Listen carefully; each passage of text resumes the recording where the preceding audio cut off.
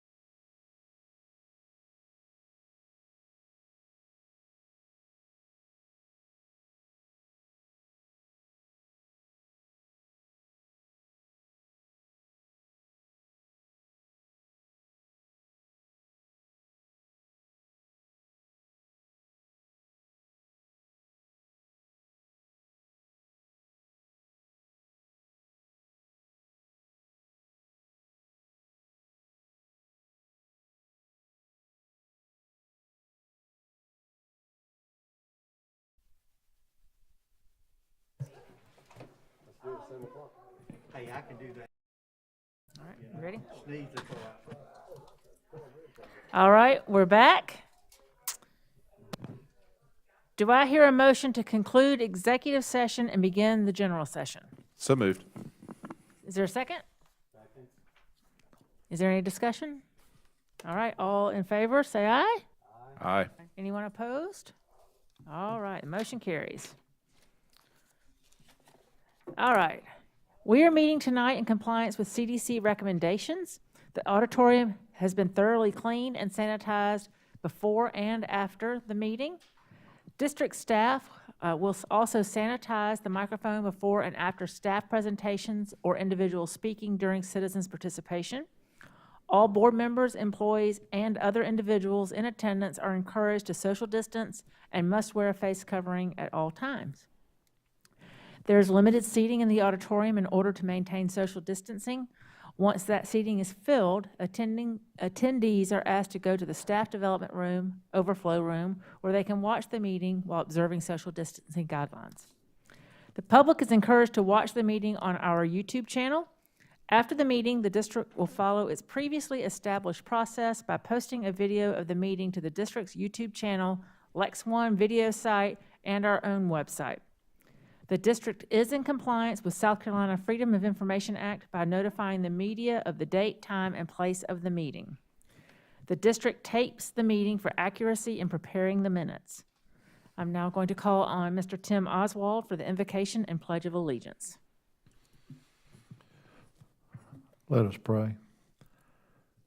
Heavenly Father, we humble ourselves before you as we beseech your blessings.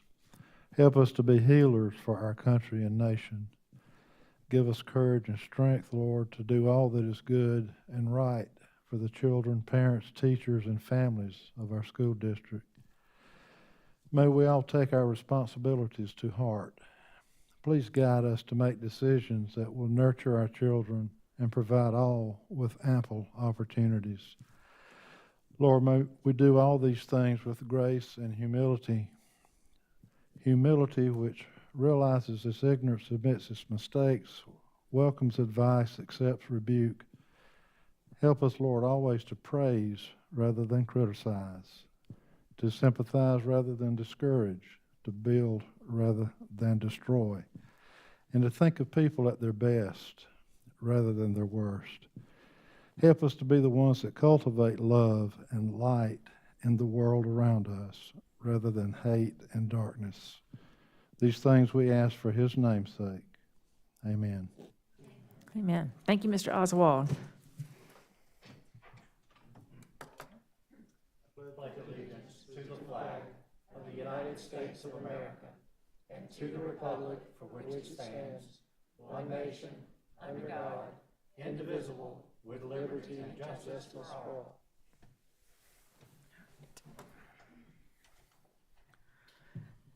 Do I hear a motion to approve the agenda?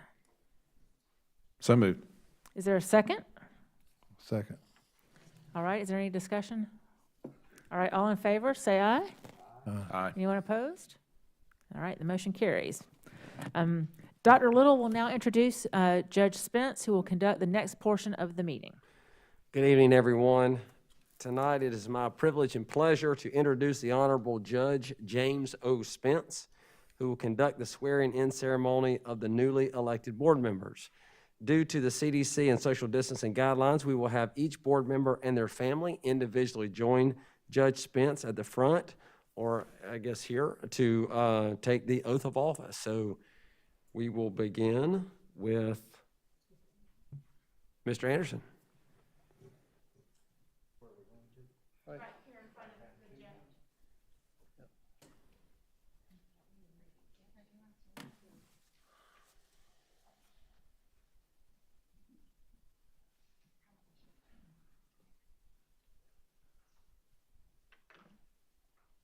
Right, but before I swear you, just if y'all back up just a little bit. Okay. A couple of comments, Madam Chair, board members, very briefly.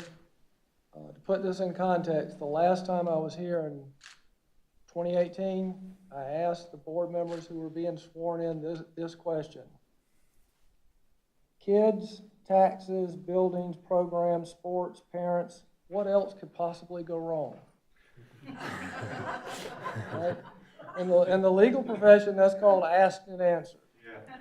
But there's a lesson there, because while we've had all of this stuff, impeachment, pandemics, recession, racial strife, all of this stuff going on, we've never had it in 1 year.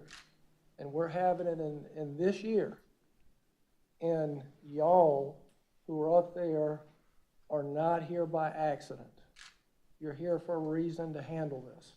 So remember that and take strength from each other and the board members, because you're gonna, like y'all have always done in Lexington 1, you have always improvised, adapted, and overcome, and you will continue to do that. And it's gonna be a glorious year, and Lexington 1 is gonna continue to lead the way and shock the world. So my congratulations to everyone.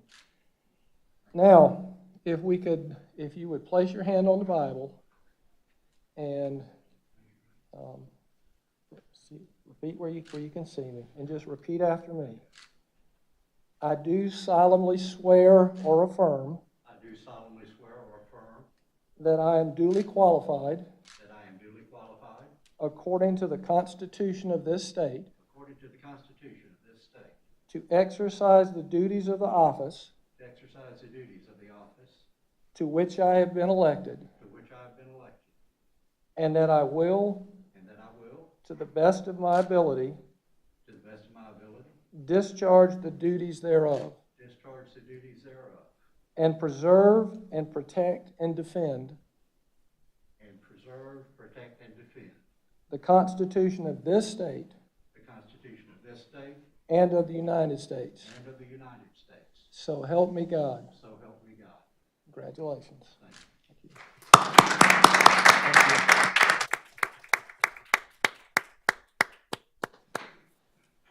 Ms.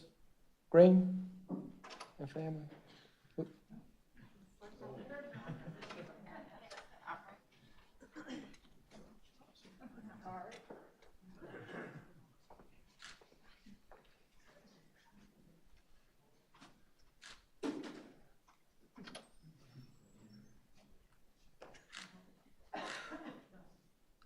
Hey, everybody put a hand on it, because you are all part of this now.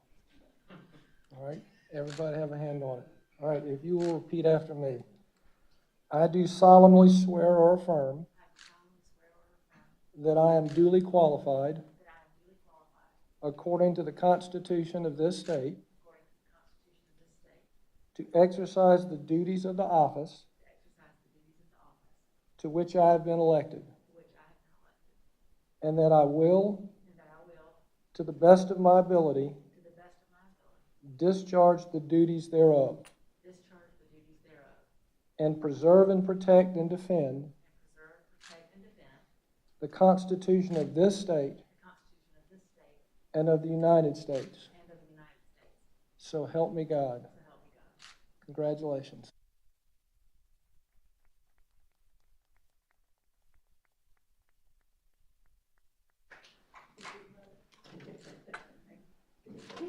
Everybody in there. Thank y'all for coming.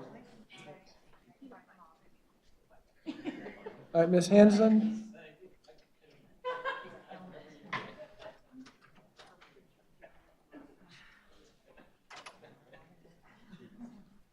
You're gonna stop right Come on, here on guys. the other side. Keep going. Keep going, Right keep where going, she keep is. going, keep going.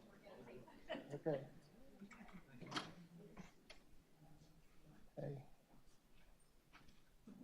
Hey, everybody put a hand on the Bible. All right? Everybody, because y'all are in this together. All right? Okay. I do solemnly swear or affirm I do solemnly swear or affirm that I am duly qualified, that I am duly qualified, according to the Constitution of this state, according to the Constitution of this state, to exercise the duties of the office to exercise the duties of the office to which I have been elected, to which I have been elected, and that I will, and that I will, to the best of my ability, to the best of my ability, discharge the duties thereof, discharge the duties thereof, and preserve and preserve and protect and defend and protect and defend the Constitution of this state the Constitution of this state and of the United States. and of the United States. So help me God. So help me God. Congratulations.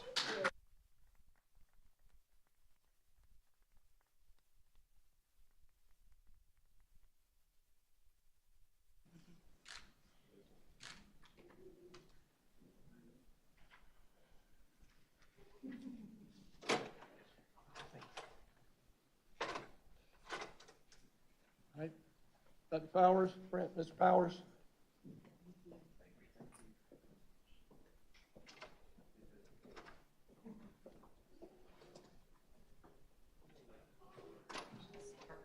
Keep one right where he is. Well, She lets you stop.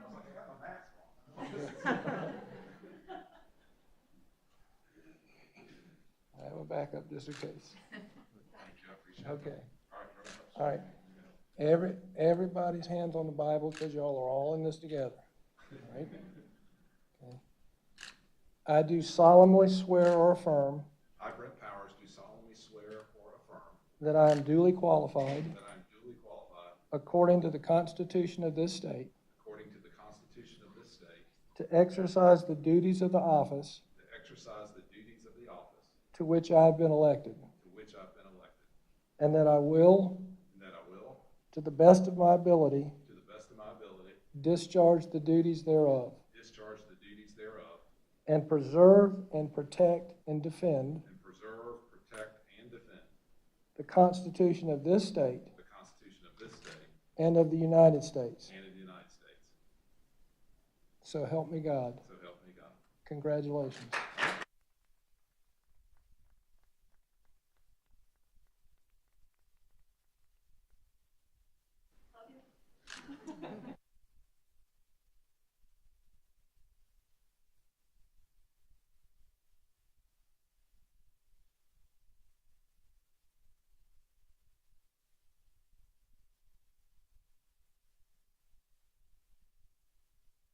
Well, again, for honoring me to do this. This is always very humbling and uplifting. And Madam Chair, may I be dismissed? Thank you.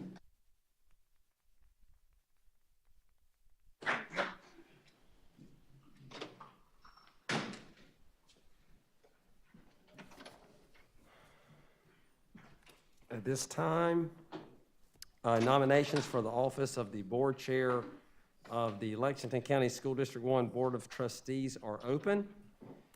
Do I hear a nomination for board chair for the Lexington 1 Board of Trustees? I nominate Anne Marie Green. Mrs. Henson has nominated Anne Marie Green. This is Jada. I nominate Kyle Guyton. Dr. Kyle Guyton.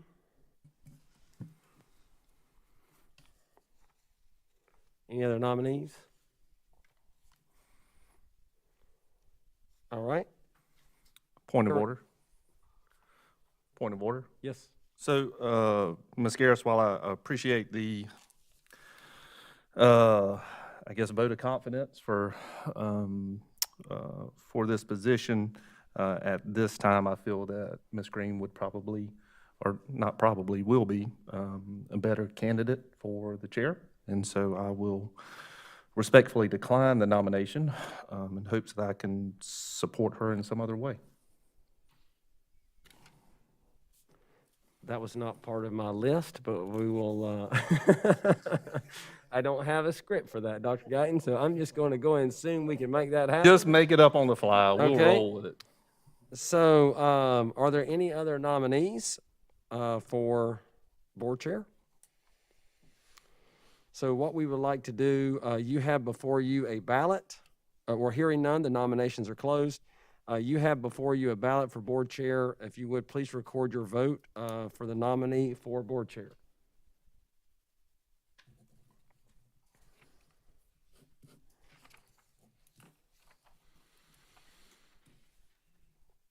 And if Dr. Powers, would you help me count the ballots, please?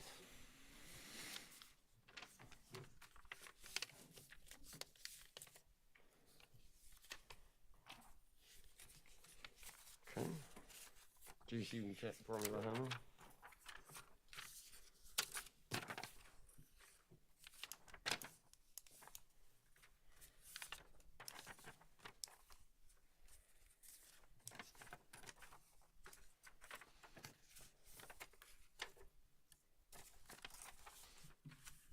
Did you see that? Yes, sir. Okay. The newly elected board chair is Mrs. Anne Marie Green by a vote of 6-1. Congratulations.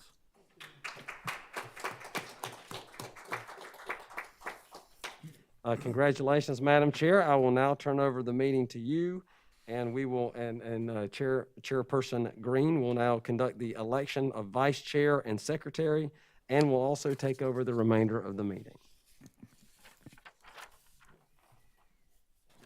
All right, let me figure out where I am in the notebook. And thank you very much. I really appreciate your support and the honor to serve not only this district, but to serve this board as chair.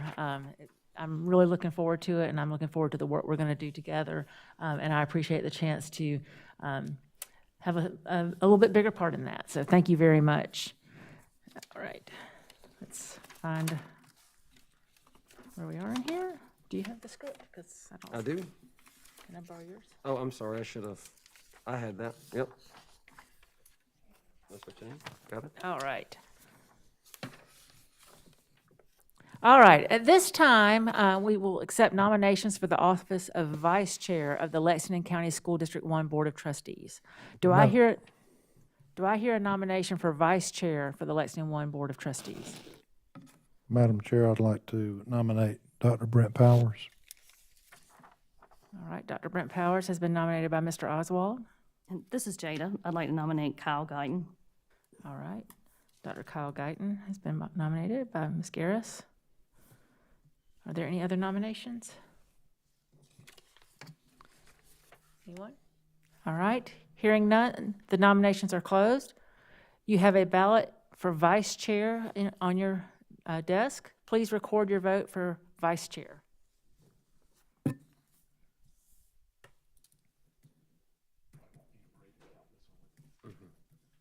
Yep. Am I still counting? Okay, you'll count and I'll do. Okay. How many do we have?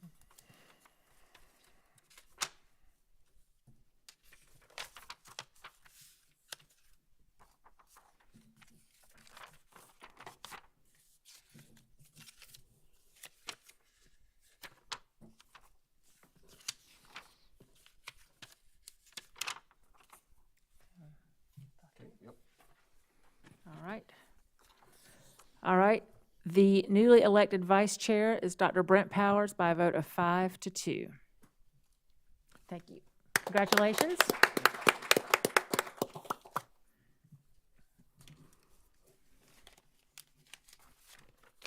All right. At this time, nominations for the office of secretary for the Lexington County School District 1 Board of Trustees are open. Do I hear a nomination for secretary for the Lexington 1 School Board of Trustees?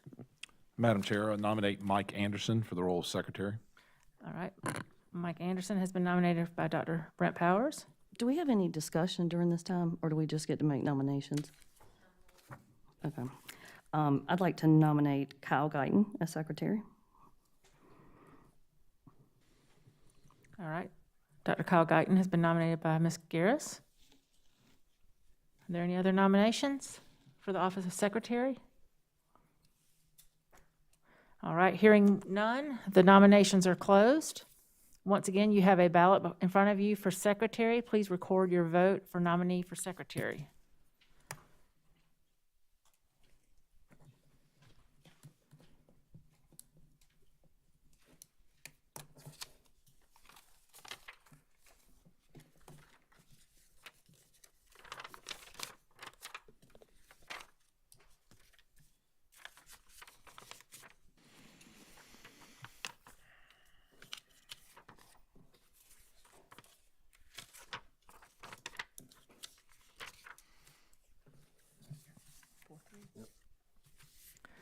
right. The newly elected secretary is Mr. Mike Anderson by the vote of 4-3. Congratulations.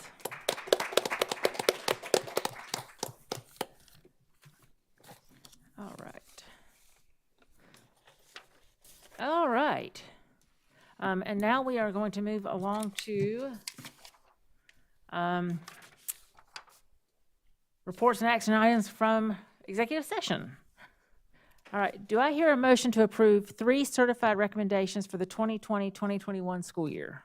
Madam Chair, I move the board accept Dr. Little and senior leadership team's recommendations for the 3 certified positions for the 2020-2021 academic school year. Thank you, Dr. Powers. Is there a second? Second. Thank you, Mr. Oswald. We have a motion for 3 certified recommendations for the 2020-2021 school year. Mr. Stacy, would you like to tell us a little bit about that? Well, we're recommending 3 certified teachers. We've had 3 resignations, and so we're kind of holding steady with the number of vacancies and the budgeted positions for this year. We're working hard with trying to staff for second semester. One of our big pushes is to try to maintain lower ratios in the face-to-face setting so that we can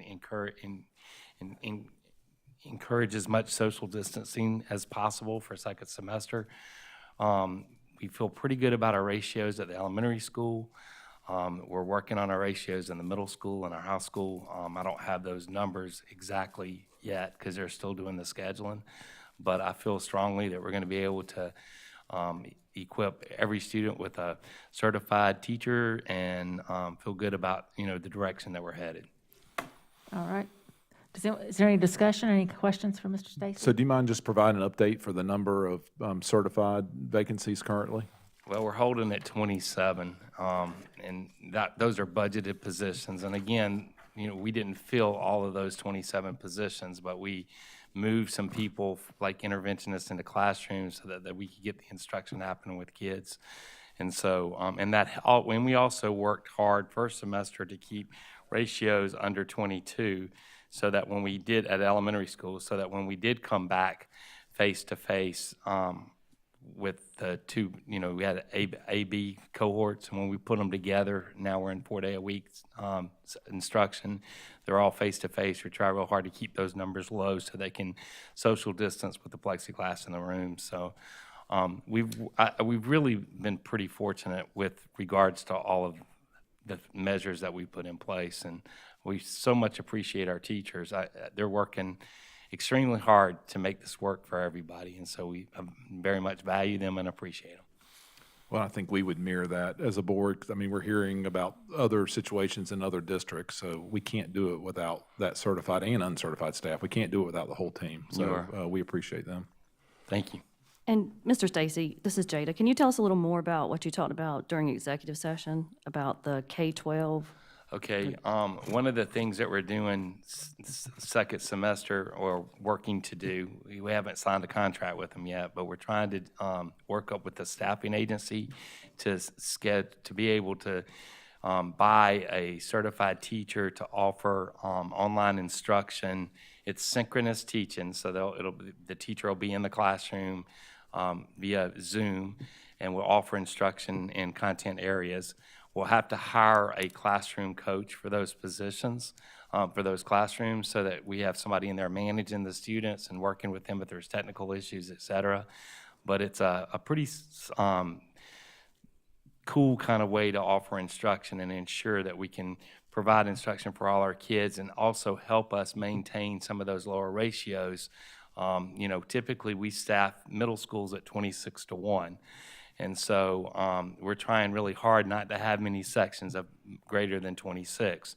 I'm not going to say there's not going to be one, because sometimes when we get in accelerated sections and they're somewhat isolated, it's hard to get them through. But we're trying to use every resource possible to be able to offer instruction with our kids at lower ratios. And these are certified teachers. K-12, when we talk with them, they hire probably 10% of the teachers that they interview. So they're very familiar with what they do. We're meeting with them tomorrow to talk about what our needs are. And I can give you some numbers, but don't hold me to them because it changes like every 5 minutes. But right now, it looks like we're going to do about 22 courses in middle school, 22 sections across the middle school. The primary place that we're going to do this is in middle school because that's where we got hit the hardest. And the high school teachers, most of what we're doing there, the principals are going to ask the extra sections that we need. They're going to ask their certified teachers in their building to teach another block of instruction, and we'll pay them as an extended period. So we'll pay them their hourly rate of pay for the number of hours that they work. So they'll give up their planning period during the day and teach a fourth block. And so if we can make that happen, it's great. But as I was talking to an assistant principal today at Lexington High School, some of the teachers are really, really tired, particularly our world language teachers, and they need another section of Spanish. And so I said, well, can you get somebody to teach that fourth block? And she says, look, we've been asking them to teach various levels. We've been asking them to teach, across grade levels.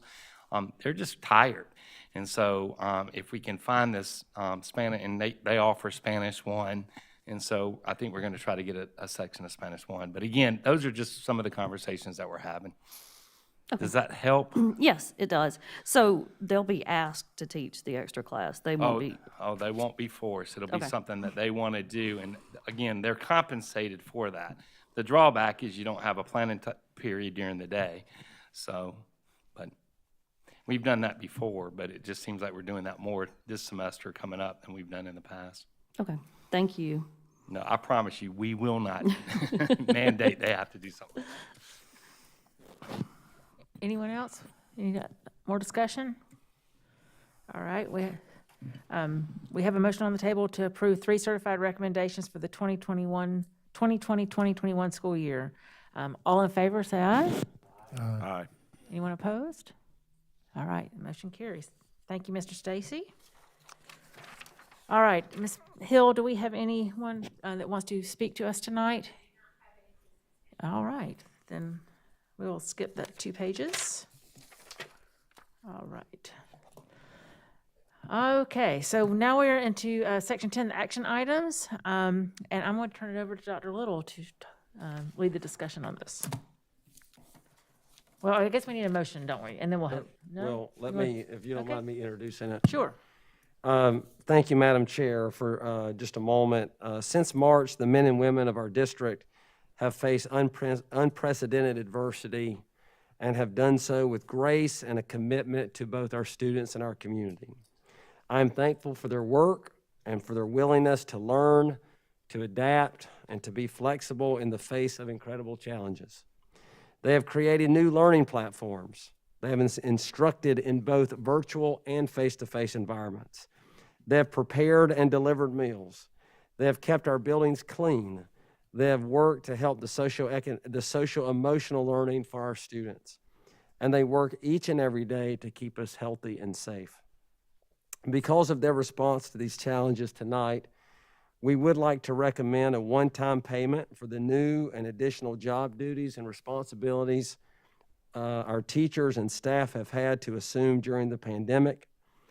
And I'd also like to take a moment to say how thankful I am to this board for being interested in bringing this idea forward. I know that has been talked about multiple times, and I'm thankful for a board that is willing to advocate on behalf of our employees.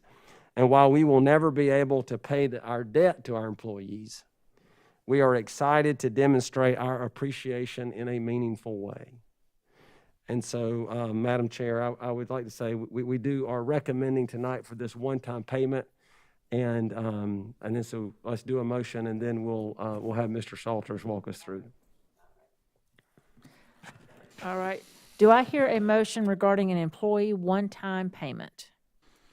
Madam Chair, in light of the impact of the COVID-19 pandemic since March of this year on all district operations and the delivery of educational services, and in recognition of the new and/or additional job duties and responsibilities our teachers and staff have had to assume due to the pandemic, often under very difficult circumstances, I hereby move that the board amend the 2021 general fund budget to provide a one-time payment for extraordinary service due to the COVID-19 pandemic in the following categories. 1, approximately $1,000 for all full-time employees. 2, approximately $500 for all part-time employees working less than 30 hours per week.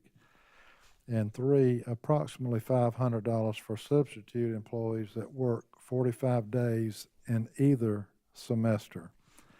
Categories 1 and 2 will be paid for all active employees as of December 1st, 2020.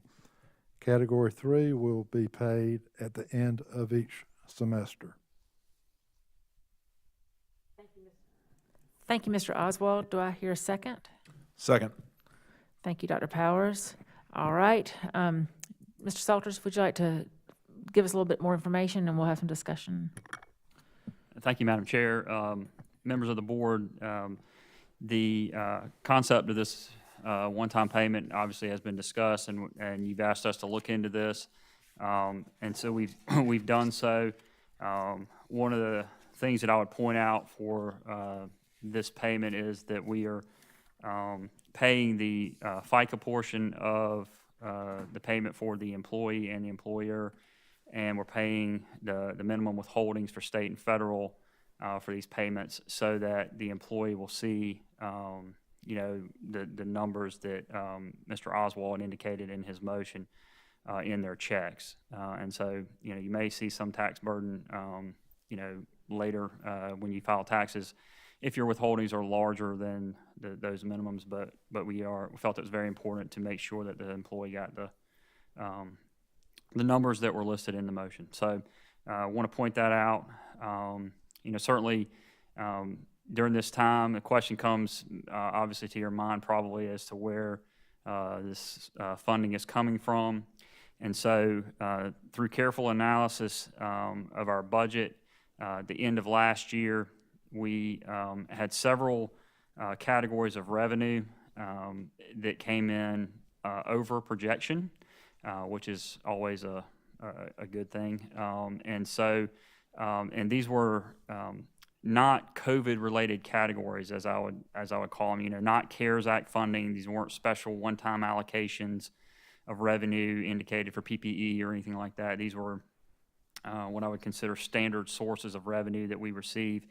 And so these revenue streams came in over projection, and so we were able to use some of that funding in combination with a number of expenditures which we saved on. As you recall, we were closed basically the fourth quarter of the school year, from mid-March on through the summer, and so there were some savings realized in power bills. There was no employee travel, no professional development, or no significant professional development activity during that time.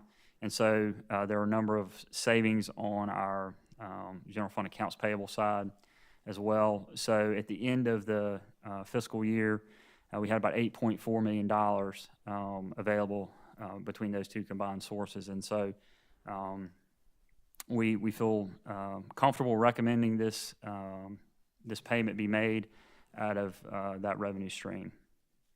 So I'll be happy to answer any other questions that you may have regarding the payment. I'm sorry, Madam Chair. I did want to point out that based on our payroll schedule, we would anticipate, if approved this evening, that employees would receive this payment on December 18th, which is a Friday. Our normal pay cycle, we pay on the 10th and 25th. Being a shorter month, we pay the last day before employees got on the break. So they actually will receive their normal pay on the 22nd, and so this would be the Friday before that. And so they would receive this disbursement however they normally receive their check. So whether it's a direct deposit or a payroll check, they would get in the same form. Thank you. Are there any questions or discussion for Mr. Salters or anyone? I have a question, Mr. Salters. Sure. I know you said we're paying the FICA and the minimum withholding for state and federal. So just, I mean, you can use anything you like, married in one, married in two, single in one. What do you think that a full-time employee will come home with? Well, so they will come home with a check that will be $1,000. Okay. And so every employee will see a check, full-time employee will see a check for actually $1,000, and probably it'll end up being like $1,000.93.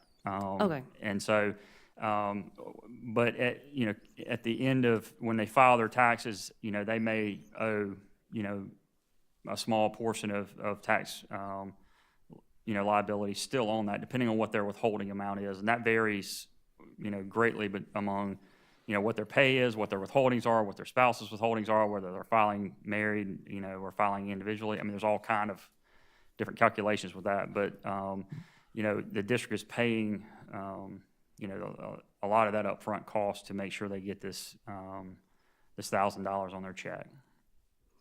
Okay. I know you and I, when we had talked about this previously, we guesstimated around $1,200 or $1,300 would take care of all of the taxes. With this minimal withholding being paid, what do you think the check would have to be to equal about $1,000 if we paid the rest of the taxes? Well, so when we went back and ran everything, including the 22% federal, the 7% state, and the 15.5 or 15.3% FICA, it ends up being about a $580 differential, and so. To pay, it would be an individual calculation to pay every individual employee to figure out what the $1,000 would be. Do you understand what I'm saying? Yes. Mm-hmm. And so that would take longer than we have to be able to get it done. It just wouldn't be practical. And so what we did is we took the state recommended minimum from DOR, the federal recommended. And the FICA, and that's where we landed on the $1,000. So many employees in the district will not owe any more tax liability. Some will, but it'll be minimal. Okay, thank you. This is a question for the board. I know that this one-time payment is for the work done since March. What about retirees? What do y'all think about giving them a bonus? Because I know many of them retired because of COVID, and since we're going back to March, some of them have just recently retired. So is anyone opposed to giving recent retirees a bonus? How much are you thinking? I would say the same as the others. Since this is, we're giving them money since March. Mr. Stacy, do you know how many retirees we've had since March? Just a roundabout. I think we had over 400 that retired last year. Again, that's a guess. I mean, I'm hoping that it's an educated guess, but it's over 400. Because typically we have about 400 exits a year. 450. And you think just since March, we've had that many? Well, would have been last year. So that they would have been exits that exited from 1920 school year. Now, we've had additional retirees since then, but I would say we had about 450 retirees from, well, not retirees, I'm sorry, I'm thinking resignations. We had 450 resignations in 1920, not retirees. That's what I was thinking, okay. Yeah, that's pretty high. I really don't know, JD. I wish I could tell you. I can find out for you, but. Mr. Salters, do we have any employment relationship with retirees? We do not, and I was just going to mention to you, one of the reasons that we recommended the December 1st date is because we've just done a payroll, and so we have active bank account information, direct deposit information, address information, withholding information on employees who are on the December 10th payroll, which is our current payroll run. And so by doing the December 1st date, we can reach out to those people. We know the checks will will clear, if you will, because we know it's going to a valid bank account. And so that was the rationale for doing that. And then, Dr. Talley, can you speak to how our employees who have stayed with us through this pandemic and continued working through it may respond if, they're not recognized at a different level than someone who has left the district? Yeah, I appreciate you raising that issue, Dr. Powers. I do think that that would be a reaction to folks who have stayed the course, have dedicated their lives, their health, their safety for the benefit of our students. I think they would, I think they'd be really hurt. That's my opinion. I kind of see that as a morale issue with the current employees. Yeah, I would agree with that, Mr. Oswald. So why don't we boost morale and add a new hire bonus in here and maybe get some people to come to the district? Is that something that we considered? A one-time bonus for new hires? Well, since we're talking about numbers, why don't we run the numbers and just sort of see what we've got to work with? So our total spend for this bonus will be 8.4. Actually, it'll be about 6.5 million 6.5 million. with the current employees we have and full-time and part-time employees we have on payroll. There's 8.4 available. 8.4 available. Yes, sir. Okay. What do we typically keep as a sort of nominal balance? Because obviously we transition from one fiscal year to a new fiscal year, and so we don't zero budget, correct? I mean, we had what, 16 million left over at the end of 6/30/2020? Actually, we do a zero-based budget each year. Sure, right. And in a given year, we have either a surplus or a deficiency. Fortunately, we've had a surplus in recent years. And so that number varies from year to year depending on what's going on. I would be hesitant to even try to educate a guess at this point as to what that number will be, for this fiscal year that we're currently in, because we just don't know what the rest of this year will hold for us. Certainly, we have a general fund balance that we maintain by board policy, and it currently is sitting at before this bonus is paid, it's sitting at $60,864,694. Okay. And so, And what percentage of that, so that is of this current year's budget. That's an unassigned fund balance. That's 21.2%. Should you pay the bonus as described, that would leave a fund balance of $54,312,092, and that would be about an 18.92% fund balance. And I've got a question as well, Mr. Salters. At the end of every year, in addition to the fund balance, we take money out and stick it in the capital fund. How much was transferred out of the general fund into the capital fund at the end of this year? Zero. This $8.4 million is the source of revenue that that surplus is where that source of transfer would come, and so there was zero money transferred this year. Okay, thank you. Yes, ma'am.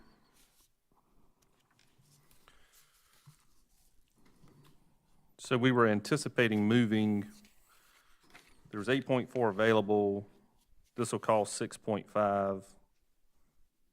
What happens to the other 2 million? So the other approximately 2 million, 1.8 million would roll into our fund balance. And I would just point out to the board that, as I mentioned, this is a very unprecedented year. The state legislature is coming back in the spring.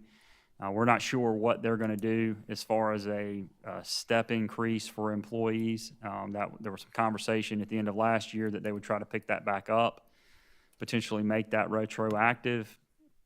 I would remind the board that if they do that, they don't pay for the local portion of that step. We would have to at least in a normal year, they don't pay for the local portion. We have to, provide that money. So there's also been conversation. We follow the Board of Economic Advisors very closely, and there's been some conversation about potential mid-year budget cuts. Those obviously are not set in stone. They watch the revenue forecasts and outlooks and do those updates on a regular basis. And so, in my opinion, the prudent thing to do is to take that $1.8 million and keep it in your fund balance. And should a mid-year budget cut come, and we have to do something to offset that, that would be a good source of revenue to do that with. Should we not be able to make other adjustments within the budget to be able to handle that? And at the end of the year, if that's not necessary, then that money would continue to be part of your fund balance. And so none of these funds being used are resulting in programs being cut or anything like that. I mean, No, sir. As long as we have clarity on that. It's a very good point. No, sir, this is not as a result of programs being cut. Again, it's additional revenue that came in over our projections last year, and then it's unexpended funding that was a result of us being closed for a portion of the year. We also received rebates on bonds this year too, didn't we? Is that included in that money? No, sir. That's a totally separate Okay. Funding stream and not related to this at all. One of the things that I really appreciate about this recommendation is not only did y'all do a lot of extra work to get to the figure that was necessary to get what we had talked about we wanted in the hands of our staff, to get to that $1,000 level, but also it provides this additional compensation for all of our staff. I mean, not only is it, our full-time staff and our part-time staff, but it's also our substitutes. And I think that's just such an important part of this recommendation because they don't always get that additional pat on the back for the work that they do. And I know Mr. Stacy can attest that our substitutes have just been key throughout this semester. And the fact that they are incorporated into this, I think, is an extremely positive aspect of the recommendation. Yeah, I guess as I kind of thought through this, I'm always a fan of being responsibly generous, I think is a good way to put it. And so I think, providing a clean $1,000 is very generous in that they're not having to pay tax on that, and it ends up being $637.12. And so I very much like that. They are beyond deserving. Frontline workers, we will hopefully never see something like this in our lives again. If we do find ourselves in a place of excess, I guess my concern is knowing teachers, they're going to take probably $150 of this $1,000 and go spend on their classroom. And that terrifies me because that's just how they are.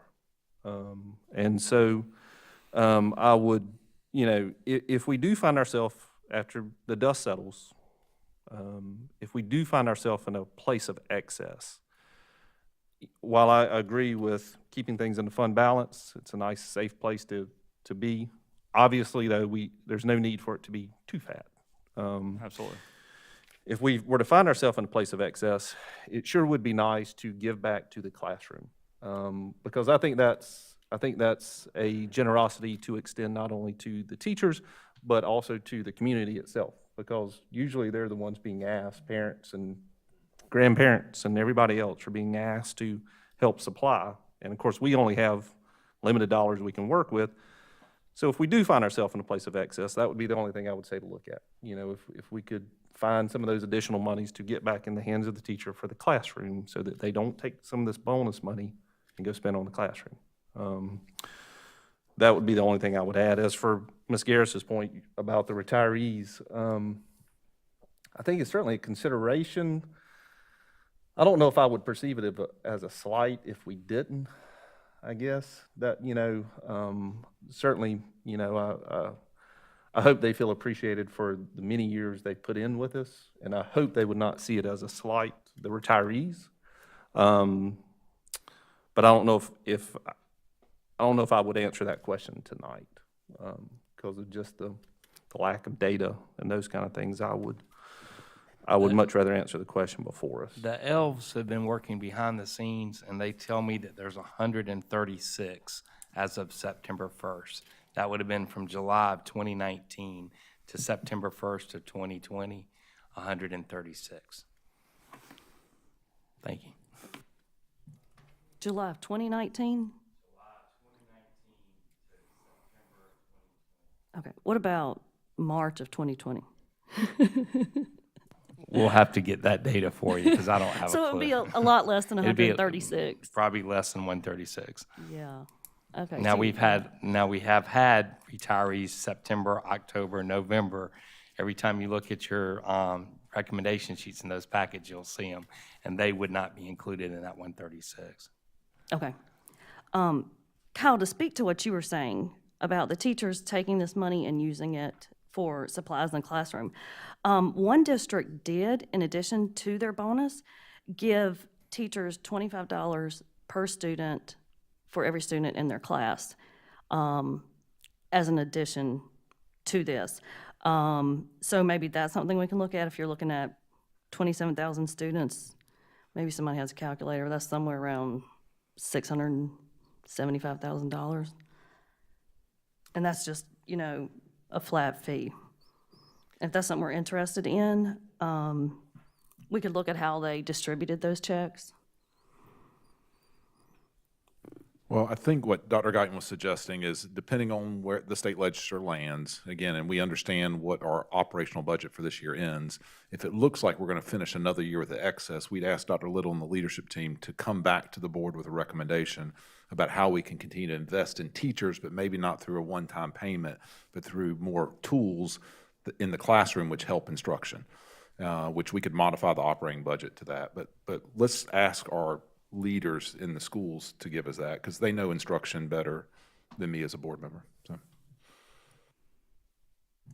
I can also tell you, and I went over this during the budget hearings when I said that we should be giving step increases then.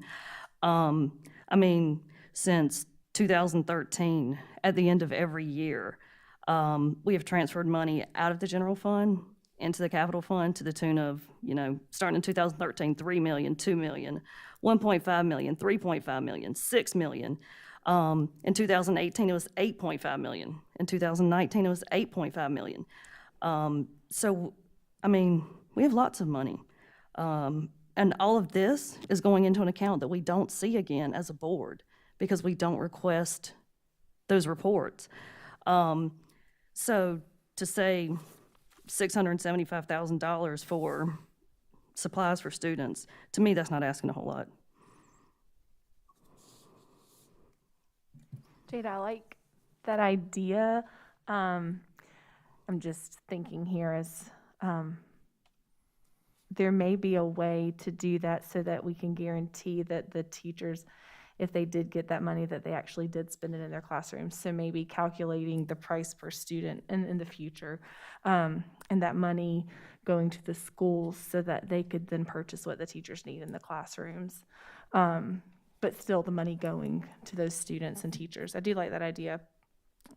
Yeah, that's, when I read about that, that's what happened was, it was just $25 was figured per student, and it was given as classroom supply money. I don't know So if it not was, like to the teacher. at the Right, it check. wasn't given to the I don't teacher. think that's a good idea. Right, it was used for classroom supplies. Like I said, that's what, we could read more about that to figure out how it was distributed, but it wasn't given to the teacher and said, here, go buy supplies. Gotcha. Like, they were required, I don't even know if it went to the school and then, they ordered through there or whatever, but yeah, it wasn't given to the teacher.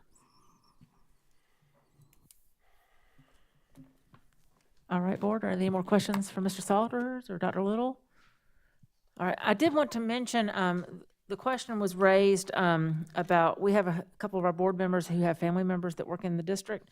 And so I received an opinion from our attorney, and I'll just read a part of it. And this is based on state law.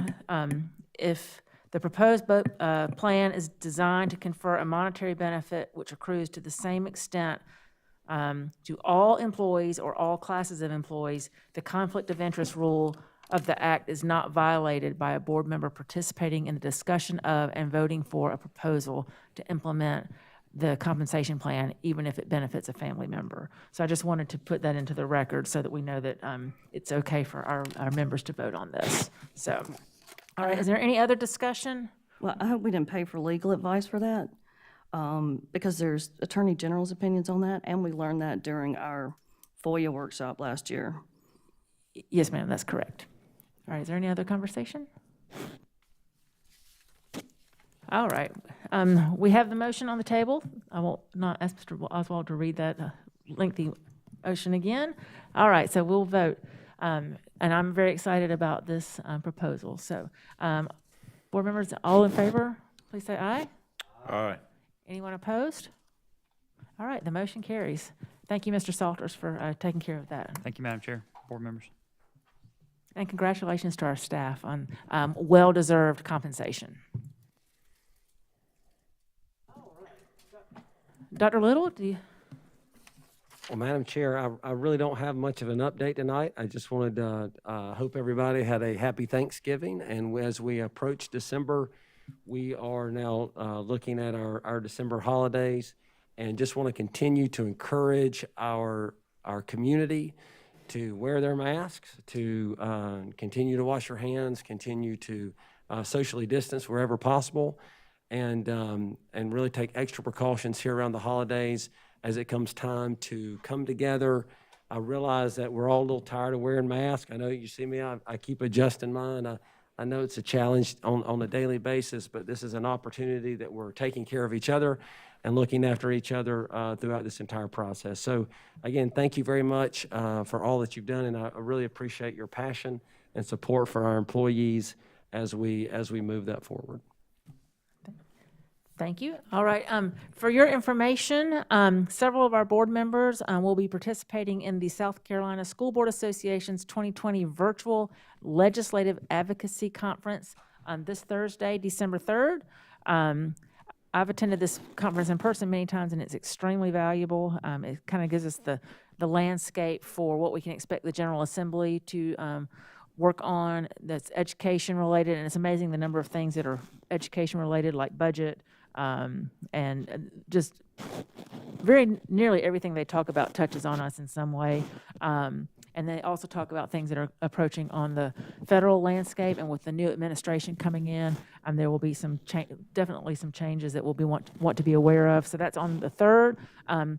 Those of us that are attending virtually will be gathering here in the boardroom to participate on the virtual platform, and that a public notice has been posted for that. Additionally, board members, I was going to remind you about the delegate assembly on Friday, which I will be attending. And if you have any comments about the proposed legislative priorities for the year for the School Board Association, to let me know before Friday morning so I can take those with me. All right. Do I hear a motion to adjourn the December 1st, 2020 meeting? Madam Chair, motion to adjourn. Thank you, Mr. Anderson. Is there a second? Thank you, Dr. Guyton. All in favor? Please stand up and have a good evening. Thank you very much.